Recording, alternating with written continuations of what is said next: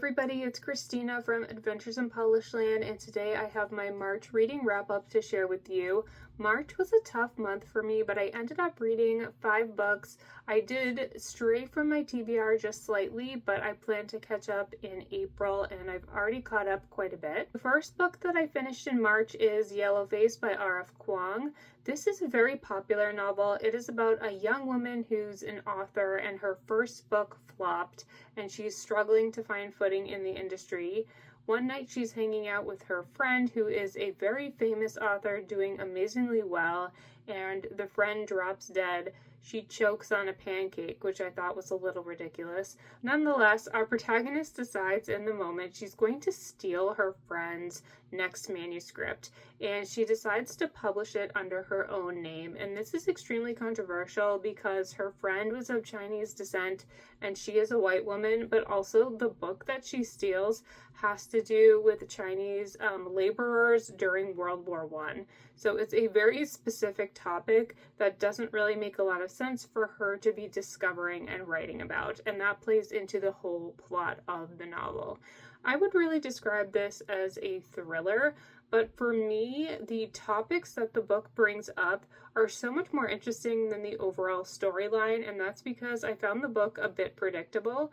That being said, I really liked the insider look at the publishing industry, and I thought there's so many interesting topics to be discussed with this book, specifically about how race is treated in the publishing industry from a variety of different angles, such as more diversity in publishing itself, and additionally, who can write what types of stories. I'm going to be talking about this book as well as the other books I read for the American Lit Reading Challenge in their own individual book reviews, and once those are published, I will link them in the description box for you below. I gave Yellowface 4 stars. I thought it was a really good read, very thought-provoking, but predictable. Next up, I read How to Commit a Postcolonial Murder by Nina McConigley. I read this for the American Lit Reading Challenge for a book set in Wyoming. This book follows Indian immigrants. As you may have guessed by the title, a murder takes place. And our protagonists are 2 young girls who live with their parents, and their mother's brother's family has come to live with them. So their uncle has come with his wife and child, and they are all sharing the same home, and it turns out that their uncle is abusing them. And they decide that they are going to murder their uncle because they do not see another way out of this abuse. They don't feel comfortable telling their mother because she is so happy that her brother is here from India, and they don't feel comfortable telling their father, who is often traveling for work and not home. And so they decide, and you know right from the beginning of the novel, that they've killed their uncle. And the book goes from there. This book I gave a 3.5-star rating. I thought it had really great promise. It is a debut novel, but unfortunately for me, there was a lot of experimentation with the writing style that I didn't really enjoy. Specifically, the book is told in the second person, and it's written in short chapters that felt a bit choppy, and interspersed throughout there are different magazine quizzes that I feel like didn't really work for the overall plot. So I liked where the book was going, I just didn't like how it got there. Then I started reading No One Can Pronounce My Name by Rakesh Satyal, but this was taking me forever, and I was going on a day trip into Boston to see the ballet, and I wanted to bring a book that could fit in my purse. So I took a look at my bookshelves, and I found a book from my childhood that I decided, you know what, I'm going to bring this with me and read it, and that is Out of the Dust by Katherine Hesse. This is a children's novel that is written through verse, and it is about a young girl growing up in Oklahoma during the time of the Dust Bowl. Her family are farmers, but they are having a really hard time because the weather is making it so all of their crops keep dying. She also has a very big life event happen pretty early on in the novel that changes the course of the rest of her life and is very upsetting and traumatic. So this book is really heartbreaking, but it is full of hope, and I really enjoyed revisiting this one. I was also really happy that this was set in Oklahoma because I haven't read any books set in Oklahoma yet this year, so I could count this for the American Lit Reading Challenge. and I finished this in one day. It was a great way to break up my reading a little bit. I ended up giving this reread a 3.5-star rating. And then I moved right into another book from my childhood, and that is Lyddie by Katherine Paterson. This one is also historical fiction. It is about a young girl from Vermont who goes to work at the mills in Lowell, Massachusetts. This one is set in the 1800s, so it is a bit earlier in time than Out of the Dust, which is in the 1930s. But nonetheless, in Lyddie, we are following her as she is becoming an independent young woman and experiencing mill life, which was certainly not easy. This one I enjoyed as well. I read it in about a day and a half. It is not written in verse, so it is written in traditional prose, making it a little bit of a longer read, but I really enjoyed it.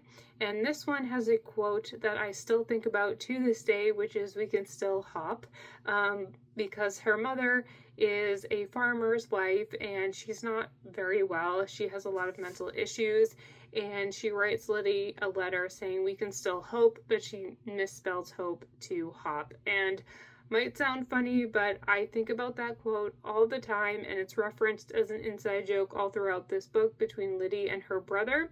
I actually thought the quote was in Out of the Dust, which is why I read that one first. But nonetheless, I really enjoyed reading this one again. This one I gave a 4-star rating, and I definitely recommend it if you are looking for a historical fiction book for yourself or for a child in your life. I feel like this is what young adult literature used to be back in the day. Of course, it's evolved heavily since then, but maybe 4th grade and up for this one. After Lyddie, I went back to No One Can Pronounce My Name, and this one is one that I think I didn't like as much because I read it over an extended period of time. I had a difficult time getting into the story. This one is set in Ohio, but it also follows Indian immigrants to the United States. At the beginning of the book, you are meeting all of the different characters involved, and it takes a while for them to become interconnected, and you see why the author is writing about all of these different people. So I would have liked that to be a little bit quicker, but in the end I did enjoy the novel. I gave it a 3.5-star rating. I really appreciated how this book explored how your culture and your traditions can affect your well-being in life, because for our main characters, they felt really restricted by the conservative Indian traditions that they were brought up in. For example, one of our main characters is coming to terms with the fact that he is gay, and that's something that he has struggled with his entire life because he never wanted to admit it to himself, because being gay isn't widely accepted, at least at this time, in India or with Indian people. And another one of our characters is a middle-aged woman whose only child has just gone away to college, and she's really struggling to connect with her husband, who she married through an arranged marriage. So this book really is a look at how these conservative traditions can affect you in your life and whether or not you are going to break outside of those traditions in order to make yourself a happier person. So I really enjoyed that overall messaging.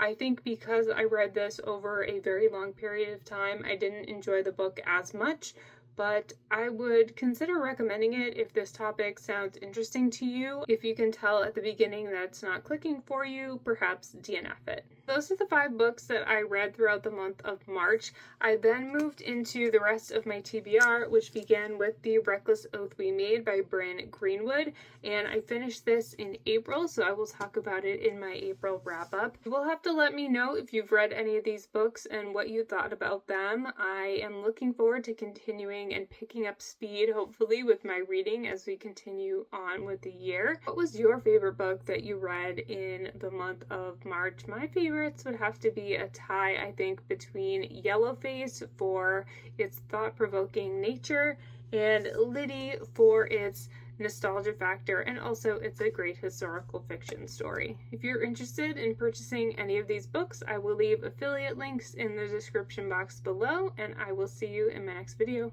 Bye!